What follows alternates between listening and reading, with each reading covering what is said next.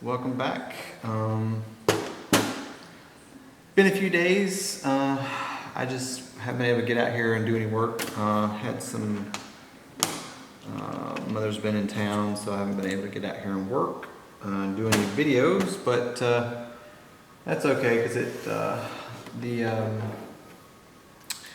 stuff that I painted these with takes a few days to dry. You know, it's not a quick drying stuff like some things, but yeah, I'm back on it, and I kind of mentioned in the last video I'm doing the air cylinders. So what I'm going to do is, let's see if I can get you guys a better view here. There we go. Let me zoom in. Yeah, it's far. Okay, so these are the fittings that come with them. They're kind of nice. I mean, they're easy to hold because they got some, you know, angles and meat to them. Double barbs versus a single.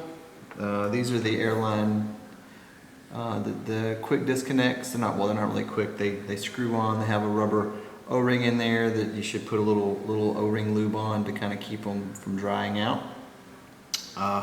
But what I'm going to do different on this one is I'm going to attach them like this. That way, you know, this side is like this, and then this side will be like that. So that way you don't ever have to guess which one connects up. Because if you put them both the same way like this, you don't know which one is which.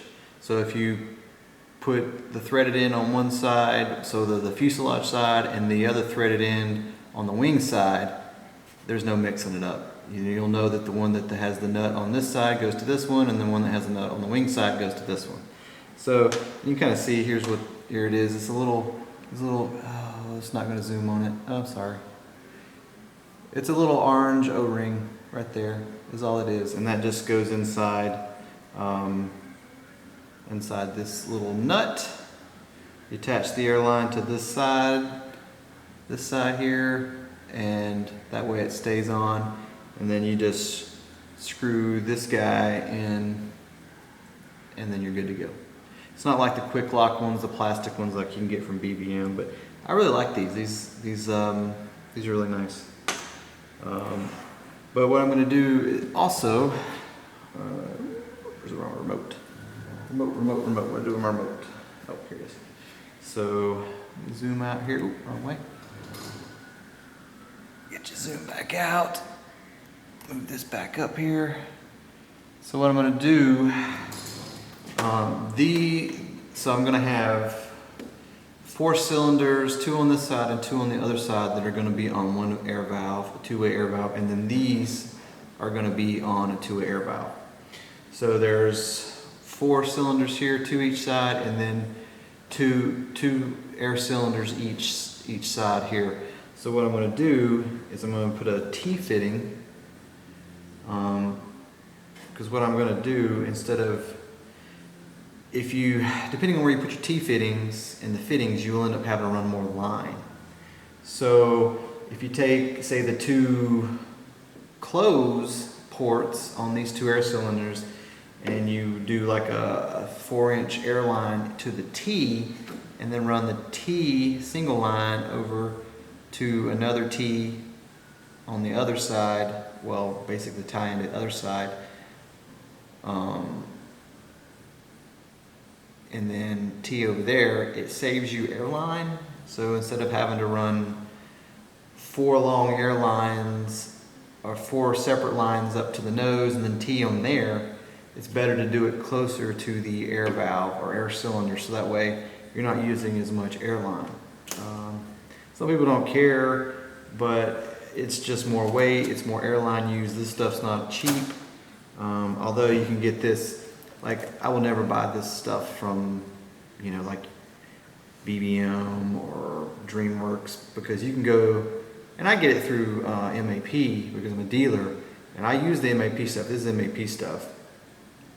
Because it's cheaper to get than doing like DreamWorks or one of the other online hobby shops. Just in general. But you can go to like McMaster's and buy like 100 foot for 30 bucks versus 10 feet for 30 bucks, you know, kind of deal. So just something to think about. Not the best business thing to say there, but you know, it is what it is. So yeah, that's what I'm about to do, about to hook these up. And it's nothing crazy. I gotta find where my, there we go. So essentially, I just gotta decide on what I'm gonna do. And what I'm gonna do is just have the airline go to right behind this bulkhead where this T will be on the back side. So you're not gonna see all that, but I'll kind of show you guys what we got here. Oops, take this off here. So that's what we're looking at right there. So I took those, all these out. I ran some lube through them, cleaned them up. You got to be careful because the back sides of these air cylinders these didn't come apart. I wish they would have, but I couldn't get them apart.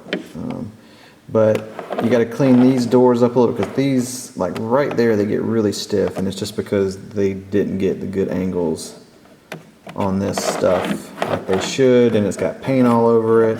So I'll probably try to put a little bit of oil in here to see if I can free these up, because these were what was sticking. Like you get one that'll stay open. Like when this door is all the way up, it takes quite a bit to get it to close, so they stick.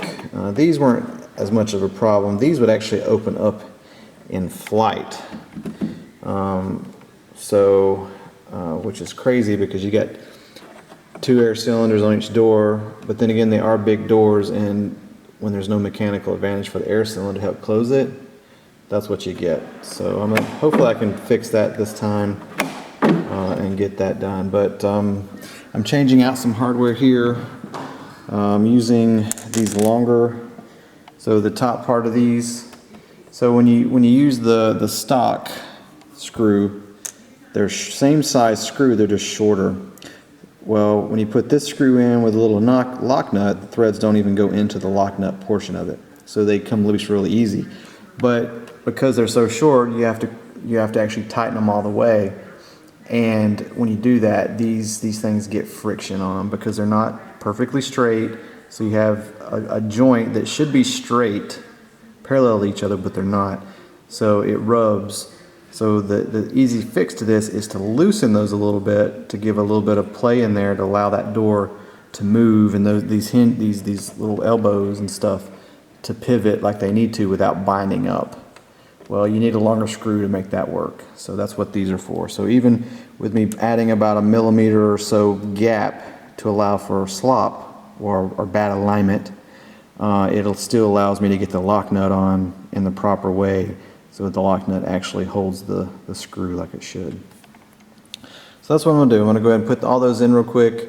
I'm going to connect up the air lines and run them inside to T's, and then I'll run single lines versus a bunch of individual lines. I'll have one line going forward for up, one line for down, so 2 lines for the mains and 2 lines for the side doors. So 8 or I'm sorry, let's see, what would it normally be if you did 1, 2, 3, 4, 5, 6. So 6 versus 8, or gosh, if you did multiples without T's and teed them all up there, you would have like daggum 2, 4, 6, 8, 10, 12, 14, damn near 16 airlines going forward. So that's kind of what I'm doing, and I'll do the same with the gear, up and down airlines plus a brake plus a unlock air cylinder, which is on a one-way. So you take all 1, 2, 3, 4 airlines, go to the center here, put a T-fitting on all those, so you're connecting it to the other side, and then you run individual lines forward at that point. And they can connect directly to the air valves versus having all those airlines going forward, using a lot more airline and then teeing them in the front. So, But I'm about to do some airline real quick, and I will get back to you guys showing you kind of some operational function check. Talk to you later. Cheers.